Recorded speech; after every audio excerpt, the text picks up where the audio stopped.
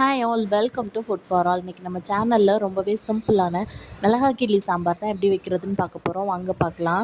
First அதுக்கு ஒரு கடாயில் கொஞ்சமாக எண்ணெய் விட்டுக்கலாம். எண்ணெய் சூடானதும் கடுகு சீரகம் ரெண்டையும் தாளிச்சுக்கலாம். இப்போ ஒரு கைப்பிடி அளவு சின்ன வெங்காயத்தை அதில் சேர்த்து நல்லா வதக்கிக்கலாம். இந்த சாம்பாருக்கு மெயின் இன்க்ரீடியண்ட்டே சின்ன வெங்காயம் தான்.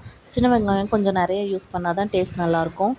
இது கூடவே ஒரு பச்சை மிளகா, ஒரு 3 to 4 காஞ்ச மிளகா சேர்த்து நல்லா ஒரு முறை வதக்கிக்கலாம். இது கூடவே ஒரு 2 நல்ல பழுத்த தக்காளியும் வெட்டி வச்சுருக்கேன், அதையும் சேர்த்து நல்லா வதக்கிக்கலாம். தக்காளி நல்லா குழஞ்சி வைக்கிறதுக்காக ஒரு 5 நிமிஷத்துக்கு மட்டும் மூடி போட்டு வேக வச்சிடலாம்.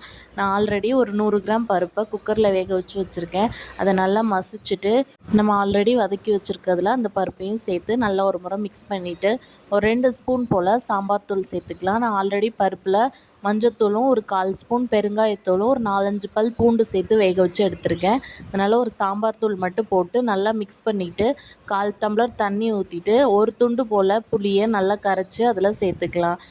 தேவையான அளவு உப்பு சேர்த்துட்டு சாம்பாரை மூடி போட்டு ஒரு 5 நிமிஷம் கொதிக்க விட்டுட்டு கடைசியில் கொத்தமல்லி இலை தூவி இறக்கிட்டோன்னா சூப்பரான மிளகாய் கிள்ளி சாம்பார் ரெடி ஆயிரும். பண்ணுறது ரொம்பவே சிம்பிள். கண்டிப்பாக ட்ரை பண்ணி பார்த்துட்டு எப்படி இருக்குன்னு கமெண்ட்ஸில் சொல்லுங்கள். நம்ம சேனலை மறக்காமல் சப்ஸ்கிரைப் பண்ணிக்கோங்க. பாய்.